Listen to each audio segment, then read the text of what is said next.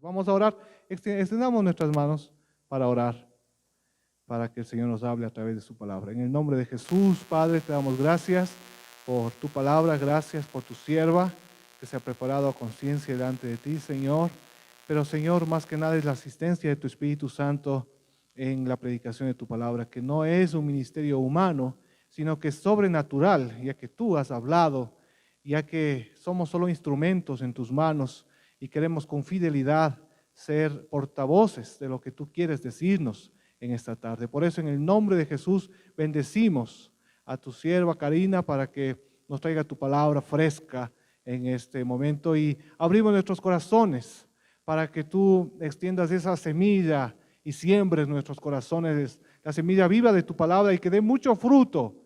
Ya desde ya, por fe, nos vemos saliendo de aquí bendecidos con 100 veces más santidad, 100 veces más consagración. El fruto que tú quieras producir soberanamente es lo que producirá en nuestro corazón. Y desde ya también quebrantamos en tu nombre, Señor Jesús, toda artimaña del diablo que quiere impedir o distraer para que tu palabra no dé fruto en nuestros corazones. Sabemos que Él quiere robarse la semilla de tu palabra, pero en el nombre de Jesús nos cubrimos con tu sangre y declaramos y confesamos que tu palabra va a cumplir el propósito por el cual ha salido de tu boca y va a dar fruto en nuestros corazones.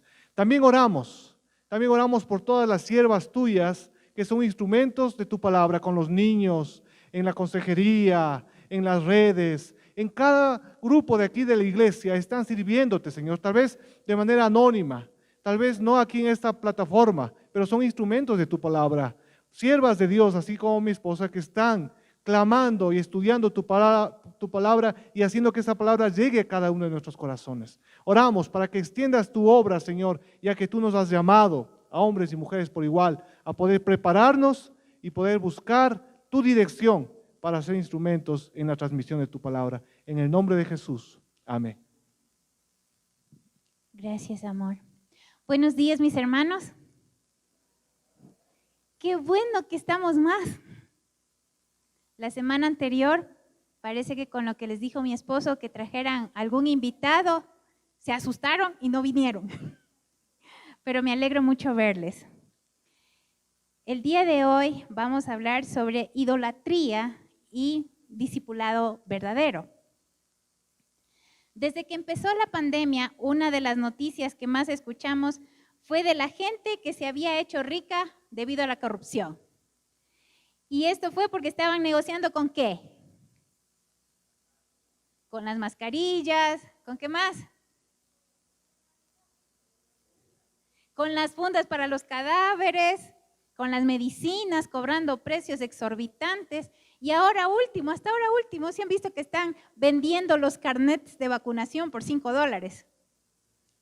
Y nosotros a veces decimos, ¿pero es viveza criolla o qué? Otra noticia más reciente fue la del caso del Don Nasa. ¿Escucharon ustedes? Tenía esta estructura de tipo piramidal donde él ofrecía dar muchos intereses a cambio del dinero de las personas, ¿no? Pero como siempre, estas estructuras piramidales no son nuevas. Hace años, sobre todo los que ya somos más grandecitos, hemos visto que han habido. Pero la gente se olvida y después de unos años regresan y nuevamente estafan. Pero ¿qué es lo que mueve a la gente a sacrificar a sus familias, su integridad, arriesgando inclusive su libertad? ¿Y qué es lo que les ciega la vista? Porque algunos de ellos se han ido hasta presos, ¿no, verdad? Pero nosotros nos preguntamos, ¿qué es lo que les impide ver que están en un peligro muy grave? Y esto es el amor al dinero. El deseo de hacerse rico, rápido y fácil. ¿Sí o no? ¿Es malo ser rico? ¿Es malo? ¿Aquí alguien quisiera ser rico? No se hagan, yo sí quiero. ¿Ustedes? ¿Hay alguien que quiere ser rico? Sí. ¿Será que los ricos pueden ser discípulos de Jesús? ¿Qué es lo que nos convierte en verdaderos discípulos? Hoy en la palabra del Señor vamos a ver la historia de un hombre que tuvo una lucha entre las riquezas y su corazón. Vamos a abrir nuestras Biblias en el Evangelio según San Marcos, capítulo 10, del versículo 17 al 31. Marcos 10, del 17 al 31. ¿Encontramos? Ustedes me pueden seguir en la versión que ustedes tengan. Yo voy a leer en la Reina Valera de 1960, la revisada. Y dice así: al salir él para seguir su camino, vino uno corriendo e hincando la rodilla delante de él, le preguntó: Maestro bueno, ¿qué haré para heredar la vida eterna? Jesús le dijo: ¿por qué me llamas bueno?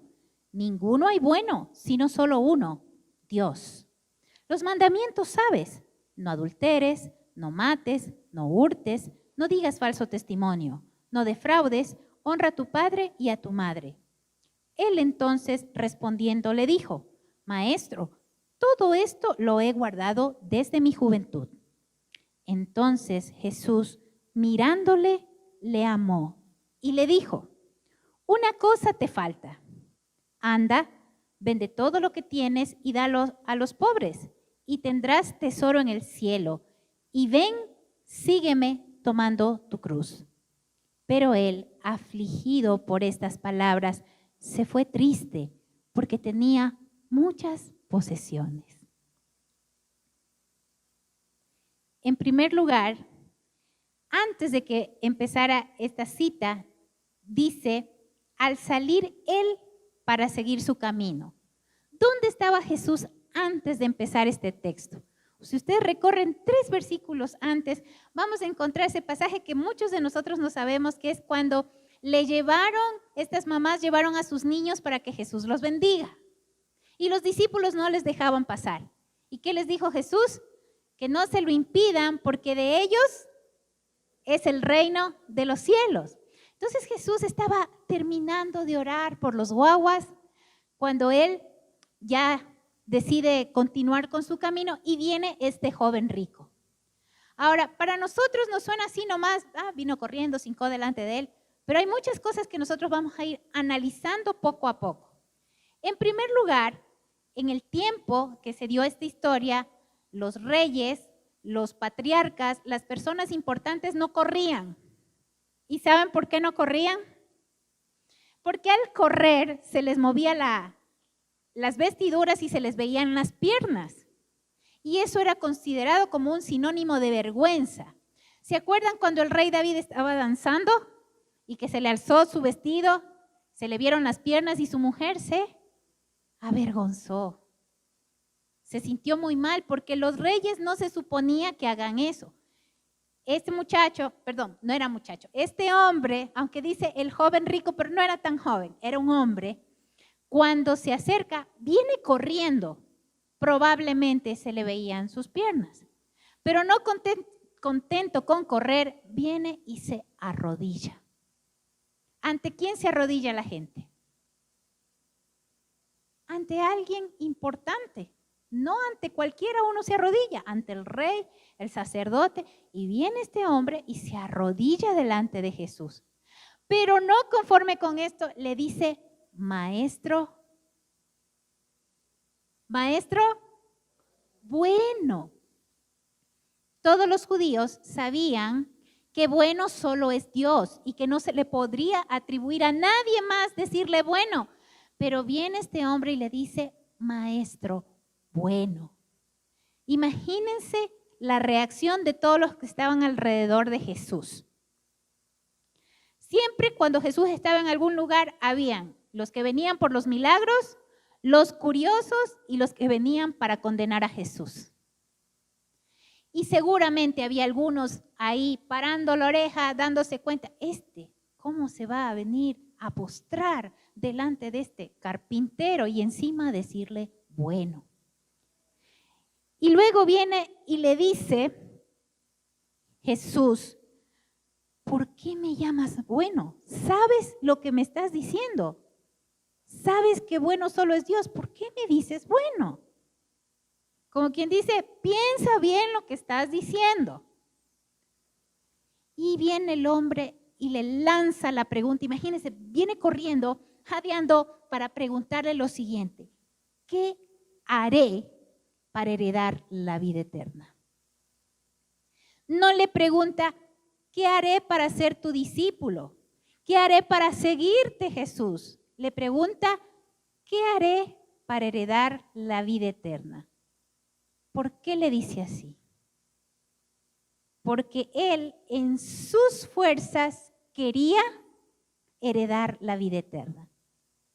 Él no le estaba diciendo, Señor Jesús, yo quiero que tú me ayudes, Señor Jesús, yo voy a ser tu discípulo, sino, ¿qué puedo hacer yo para ganar la vida eterna?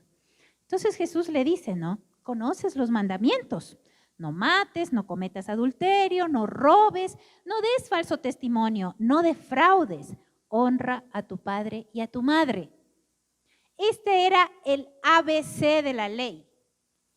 Los judíos, para no decir toda la ley, decían estos mandamientos en específico, pero significaba toda la ley. ¿Y saben lo que le contesta el chico? El hombre. Le dice, maestro, todo esto lo he guardado desde mi juventud. Pero es una respuesta muy osada, porque habían 613 mandamientos en la ley de Moisés.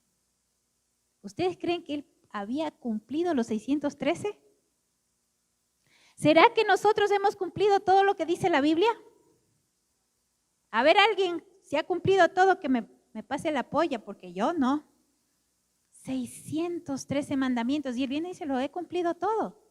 Es decir, él se sentía muy seguro de sí mismo y de sus capacidades. Versículo 21 dice, entonces Jesús mirándole, le amó. Este verbo mirándole en el original dice, habiendo mirado atentamente. Y este mirado viene del verbo discernir en el original. O sea, Jesús no es que lo miró así nomás, sino que estaba viendo lo profundo del corazón de este joven. Y cuando Jesús ve el corazón de este joven, ve que había sinceridad. Él de verdad quería hacer algo bueno para tener la vida eterna. Pero también se encuentra que este joven tiene una lucha. ¿Cuál era esa lucha? Que en el corazón de este chico, de este hombre, estaba gobernando Mamón. ¿Quién es Mamón?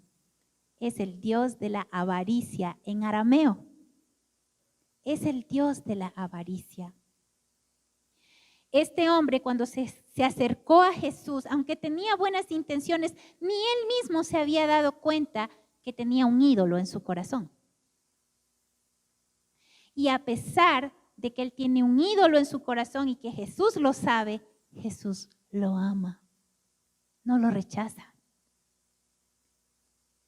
Ahora, si nosotros vamos a Lucas 16:13, en Lucas 16:13 dice, ningún siervo puede servir a dos señores, porque a uno lo odiará y al otro lo amará, o bien estimará a uno y menospreciará al otro. Así que ustedes no pueden servir a Dios y a las riquezas. Y aquí la palabra original es Mamón, el dios de la avaricia. Y a pesar de todo, el Señor le da una salida a este hombre rico. Le dice, mira, anda, vende todo lo que tienes y dáselo a los pobres. Y entonces tú vas a tener tesoros en el cielo. Pero dice que cuando el hombre escuchó esto, se puso muy triste porque tenía muchas posesiones. No podía renunciar a todo lo que tenía. Y el Señor le dice, le dice, sígueme tomando tu cruz. Ven, sígueme tomando tu cruz. Ahora, ¿qué significa la cruz? ¿Será esas cadenitas bien bonitas con crucifijo en oro, con piedritas? Yo voy a cargar mi cruz, una bien bonita. ¿Será eso lo que significa? No, hay unas esposas que dicen, ese borracho, mujeriego, amiguero, esa es mi cruz. ¿Será? ¿No han escuchado ustedes eso? ¿O solo por mi barrio dicen así? O si no, la suegra. Esta suegra metiche. Esa es mi cruz. ¿Será? El hijo rebelde que anda con el pelo largo, así como un hito que conozco por aquí. Pero no, andan tatuados. Esa es mi cruz. ¿Será? No. La cruz en el tiempo de Jesús significaba castigo, muerte, vergüenza. Y Jesús le dice, mira, todos tus esfuerzos no te van a servir si tú no me sigues, si no estás dispuesto a sufrir lo que yo voy a sufrir. Pero el joven no quiso aceptar la salida que le estaba dando Jesús. Y se fue triste. Por eso, este punto yo lo he llamado, no podemos escapar a la mirada de Dios. Porque Dios conoce lo profundo de nuestro corazón.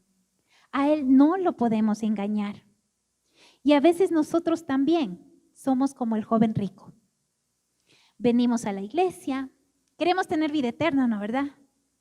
Estamos colaborando en los ministerios, damos nuestros diezmos, nuestras ofrendas, pero no nos hemos dado cuenta que de pronto hay dioses que están usurpando el lugar que le corresponde a Dios. No es la riqueza lo que le alejó a este hombre de Dios, fue su amor por el dinero. Todo lo que ocupe el lugar que le corresponde a Dios es un ídolo. Pero nosotros cuando decimos ídolo nos imaginamos de los que están en los altares, de madera, de cerámica, los que hay en el centro, esos bien bonitos. Pero ídolo es todo lo que le quite el lugar que le corresponde a Dios en el trono de nuestro corazón. Por ejemplo, para muchos la tecnología se ha convertido en su ídolo. Pasamos horas en la compu, en el celular, en el internet, en los juegos y no tenemos tiempo para orar, para leer la Biblia o para ir a la iglesia. ¿Será que la tecnología se puede convertir en un ídolo? A veces es el esposo. Es que yo le amo tanto, es que yo le quiero tanto. Y yo he escuchado de casos de mujeres que les ha dejado el esposo y dice, es que si me deja yo me muero. Porque ese amor se ha convertido en un ídolo que está ocupando el lugar que le corresponde a Dios.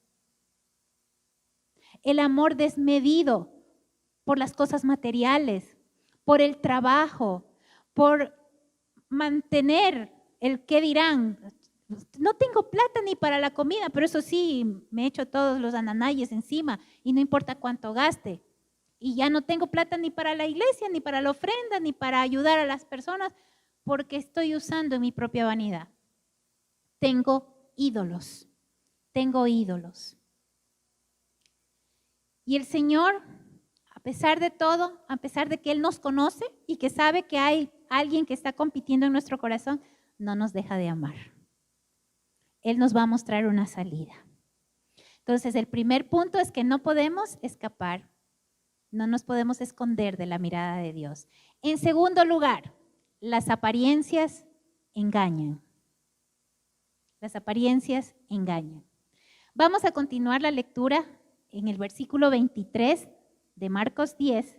Dice, entonces Jesús, mirando alrededor, dijo a sus discípulos, cuán difícilmente entrarán en el reino de Dios los que tienen riquezas. Los discípulos se asombraron de sus palabras, pero Jesús respondiendo volvió a decirles: hijos, cuán difícil les es entrar en el reino de Dios a los que confían en las riquezas. Más fácil es pasar un camello por el ojo de una aguja que entrar un rico en el reino de Dios. Ellos se asombraban aún más, diciendo entre sí: ¿quién pues podrá ser salvo? ¿Por qué se asombraban tanto los discípulos? Para nosotros nos parece como una reacción exagerada. Pero lo que pasa es que en el tiempo de que se está desarrollando esta historia, para los judíos las riquezas eran bendición de Dios. Cuando alguien tenía muchas propiedades es porque había hecho lo correcto y gozaba del favor de Dios. Era considerado como una muestra de que está caminando bien con Dios. En segundo lugar, él se sabía toditos los mandamientos y además los había puesto por obra. Si nosotros nos ponemos a pensar, alguien que pone en práctica toda la Biblia, ese se va derechito al cielo, ¿sí o no? Entonces ellos se asombran. ¿Por qué él, que es bendecido por Dios, que tiene riquezas y que encima ha practicado todos los mandamientos, por qué él no puede entrar al reino de Dios? ¿Por qué no puede heredar la vida eterna? Y era por su idolatría. Era por su idolatría. Cuando aquí se dice el ojo de una aguja, es un lenguaje figurado. Difícilmente, imposible que un camello pase por el ojo de una aguja. Ni un pelo del camello va a entrar por la aguja. Entonces, ¿a qué se estaba refiriendo? En la muralla de la ciudad, alrededor de Jerusalén, habían unas puertas bien pequeñitas que solo se abrían en tiempos de peligro, donde todas las puertas grandes estaban cerradas y ahí podía entrar y salir la gente. Claro que iban como agachaditos y difícilmente pasaba una persona por ahí. Entonces, a esto compara, que es difícil, tan difícil como que un camello, que es más grande que un ser humano, pase por esa entrada, que un rico entre en el reino de los cielos. Pero también había otra cosa a la que le decían el ojo de una aguja, que era una hendidura entre las montañas, porque ustedes saben que ellos iban con los ganados, viajaban de un lado a otro y a veces tenían que atravesar montañas y estas hendiduras en las montañas eran tan angostas que entraban así de ladito las personas. Los gorditos no pasaban por allí, así que ya me quedé afuera. Pero le dice Jesús, es tan difícil que un rico entre en el reino de los cielos como que un camello pueda pasar por el ojo de una aguja, en sentido figurado. En el versículo 27, continuamos. Entonces Jesús, mirándolos, dijo: para los hombres es imposible, mas para Dios no, porque todas las cosas son posibles para Dios. En otras palabras les dijo, con su propio esfuerzo es imposible. Es lo que había hecho el hombre rico, con su propio esfuerzo. Con su propio esfuerzo es imposible. Pero si ustedes deciden caminar con Dios, Dios va a hacer posible lo que ustedes no pueden hacer.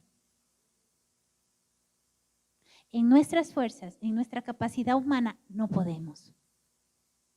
Porque vamos a fallar un montón de veces. Pero con el Señor, lo que no se puede, Él nos va a ayudar. En tercer lugar, vamos a ver cuál es el costo de convertirse en el verdadero discípulo de Jesús. En el versículo 28 continuamos. Entonces Pedro comenzó a decirle, he aquí, nosotros lo hemos dejado todo y te hemos seguido. Como siempre, Pedro decía cosas fuera de lugar. Pedro estaba sacando pecho. Nosotros sí hemos sufrido por tu causa, entonces merecemos una recompensa.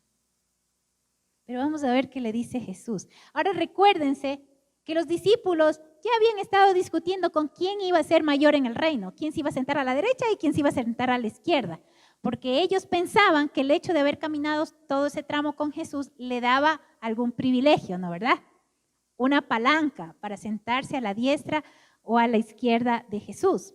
Ahora vamos a ver qué les dice el Señor en el versículo 29. Respondió Jesús y dijo: de cierto os digo que no hay ninguno que haya dejado casa, o hermanos, o hermanas, o padre, o madre, o mujer, o hijos, o tierras por causa de mí y del evangelio, que no reciba 100 veces más ahora en este tiempo casas, hermanos, hermanas, madre, hijos y tierras con persecuciones, y en el siglo venidero la vida eterna. El Señor Jesús, en otras palabras, le dice, no es solo para los discípulos, es para todo el que haya sufrido una pérdida por mi causa. Y lo que él estaba hablando era de la persecución venidera que les iba a llegar a los que creyeron en su nombre. Cuando Jesús murió, esto se cumplió, porque recuérdense que hubo mucha persecución para los cristianos y hubo gente en otros lados que les abrió las puertas de sus casas, que los protegió y se convirtieron hasta su familia para protegerlos en el tiempo de la persecución. Se cumplió lo que dijo el Señor. Ahora, cuando dice 100 veces más, es sentido figurado. No es que dice que el que pierda a su esposa, luego le van a dar 100 esposas más.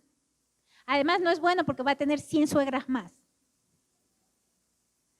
Pero cuando dice 100 veces más, es que quiere decir muchísimo más, pero con persecución. Y a la final, cuando ya todo esto pase, nuestro premio mayor es la vida eterna.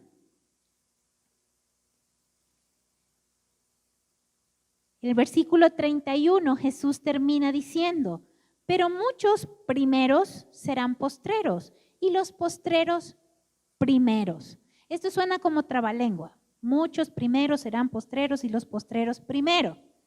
¿Qué quería decir el Señor? Todos los que se sacrifiquen por el Señor serán recompensados. Pero el tiempo y la manera en que Dios recompense puede que no coincida con el tiempo y la manera que los seres humanos esperamos. Nosotros pensamos que de pronto hacemos mucho o poco, pero el que conoce el corazón es Dios. Ahora, ¿ustedes se acuerdan de esa parábola que contó Jesús del dueño de la viña y los viñadores en Mateo 20, del 1 al 16? Que el dueño de la viña les dice, vengan a trabajar unos en la mañana, a otros contrató al mediodía y otros en la tarde. Y cuando terminó la jornada de trabajo, a todos les pagó igual, ¿se acuerdan? Este es un claro ejemplo del derecho que Dios tiene para recompensar de maneras inusuales, pero siempre justas. Entonces, usted no se compare con nadie más, si es más, si es menos, si ha hecho más o menos, si ha obedecido más o menos, porque el Señor tiene una recompensa para usted. ¿Sí o no? Ahora, cuando nosotros recién empezamos, ¿qué habíamos visto? De los niños que fueron a donde Jesús. ¿Cómo fueron estos niños donde Jesús? ¿Fueron como el hombre rico? Fueron humildemente. ¿Y qué querían? ¿La vida eterna? ¿Qué querían?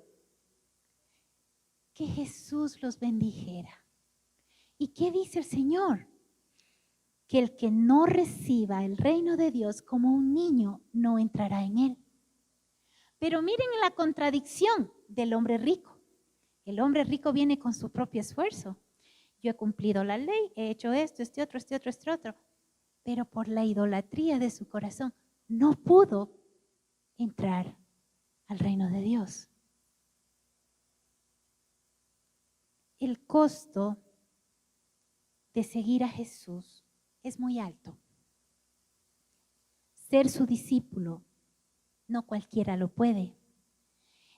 Unos 2 capítulos antes, en Marcos 8:34, Dice la palabra del Señor así, Marcos 8:34.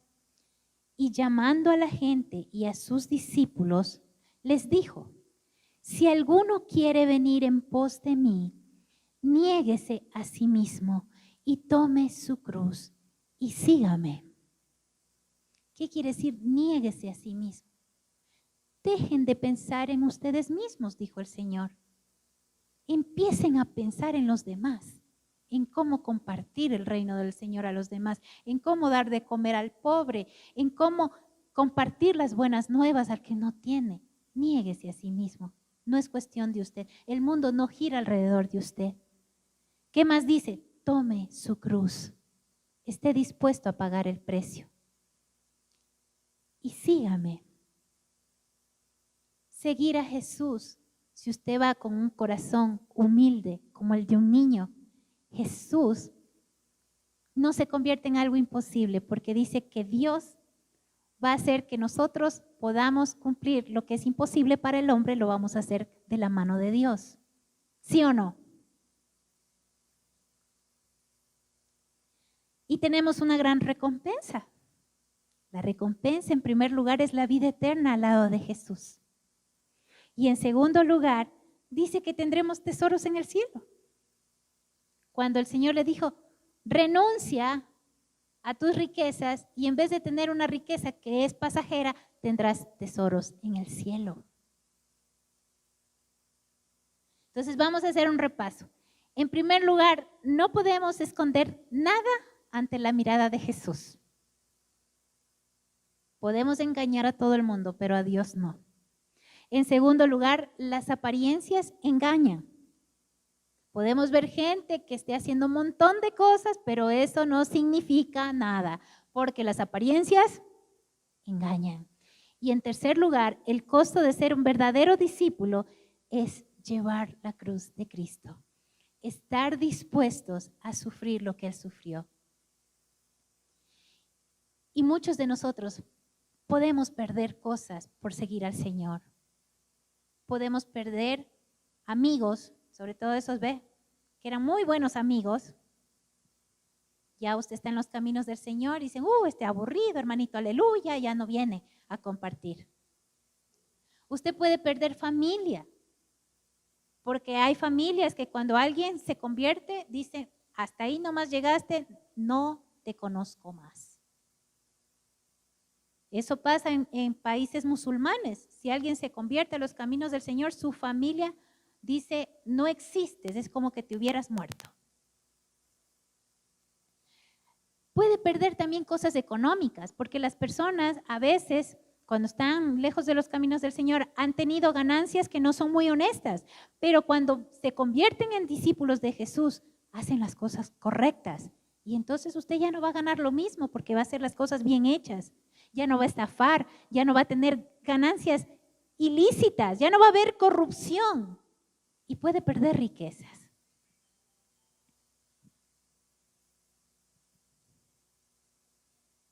Pero hoy el Señor, que lo conoce todo, sus ojos que ven lo más profundo del corazón. Ahora quiero que recuerden algo, cuando Jesús tuvo este encuentro con el hombre rico, él tenía un cuerpo. Por eso él miraba desde afuera, miraba al hombre rico, aunque él pudo discernir el corazón. Pero ahora, ¿quién vive dentro de nosotros? Cuando nosotros aceptamos al Señor, ¿quién viene a vivir a nuestro corazón? El Espíritu Santo. Vive aquí adentro, sabe todo. ¿Será que lo podemos engañar? No hay nada que Él no sepa. Y aún así, el Señor hoy nos dice, yo conozco la lucha que tienes. Yo sé que has estado tanto tiempo tratando de dejar este ídolo, pero no por eso te voy a dejar de amar. Yo te sigo amando. Y hoy te va a dar la oportunidad de que tú le digas hasta aquí nomás a ese ídolo que tú tienes en tu vida. Y yo quiero invitarte en este momento que tú cierres tus ojos. Cierra tus ojos. Porque es un momento, no vamos a orar ahorita, yo solamente quiero que mires adentro de tu corazón y que te des cuenta si hay algo que está compitiendo con el amor de Dios, algo que está usurpando el trono de tu corazón que le pertenece solo a Dios. ¿Ya lo tienes? Puede que no haya nada, pero piénsalo bien. ¿Qué te está robando el lugar que le corresponde a Dios? Y yo quiero invitarte en este momento que te pongas de pie. Vamos a orar.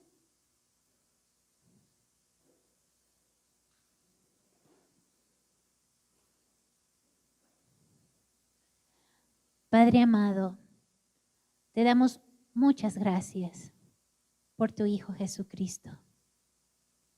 Te damos gracias, Señor, porque aunque tú lo conoces todo, porque aunque no podemos fingir delante de ti, tú no nos dejas de amar. Y en esta mañana, Señor, queremos renunciar a ese ídolo que ha estado ocupando el lugar que te corresponde solo a ti. Señor, renunciamos a seguir poniendo otros dioses en el trono que te corresponde a ti, Señor.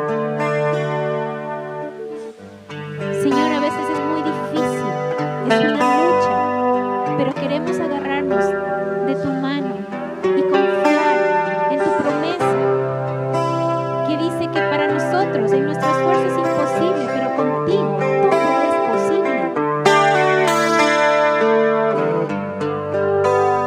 Señor, venimos delante de tus pies a entregarte este ídolo que ha estado ocupando nuestro tiempo, nuestro pensamiento y que no nos ha dejado ver, que nos aleja de ti. Señor, sabemos que el precio de la cruz es un precio muy alto y a veces no tenemos la suficiente valentía, Señor, para luchar y pagar ese precio. Pero, Señor, te pedimos por favor que nos agarres de tu mano. Señor, si tú estás con nosotros, no hay nada que no podamos hacer.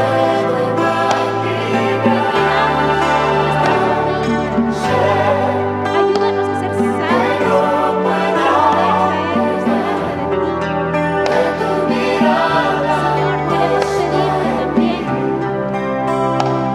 que nos ayudes a renunciar a nosotros mismos, a dejar de pensar que somos el centro de todo y empezar a ver a los que están a nuestro alrededor.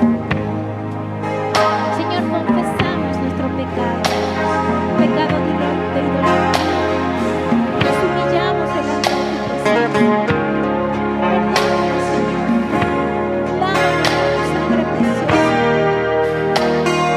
Permítanos rendirnos delante de tu majestad y que de nuestro interior puedan correr ríos de agua viva. Padre amado, te entregamos nuestras cargas y nuestra ansiedad por tu amor. Gracias, Señor, porque no nos has dejado de amar.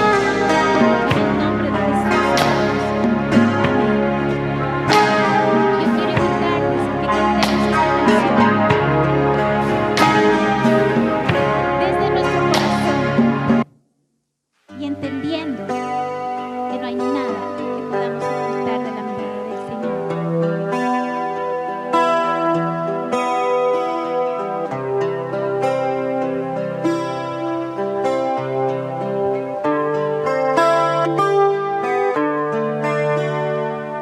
Los ojos revelan que yo nada puedo esconder, que no soy nada sin ti.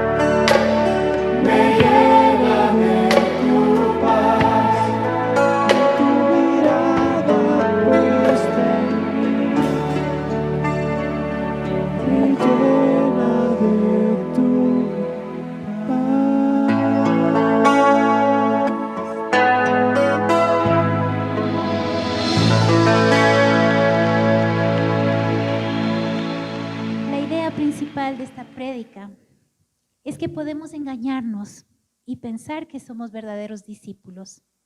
Pero Jesús, que discierne todo, conoce nuestro corazón. Lo que nos convierte en discípulos verdaderos es seguirle y tomar su cruz.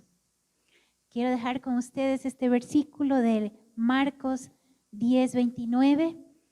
Respondió Jesús y dijo: de cierto os digo que no hay ninguno que haya dejado casa o hermanos o hermanas o padre o madre o mujer o hijos o tierras por causa de mí y del evangelio, que no reciba 100 veces más ahora en este tiempo, casas, hermanos, hermanas, madres, hijos y tierras con persecuciones, y en el siglo venidero la vida eterna. Que el Señor les bendiga, mis hermanos.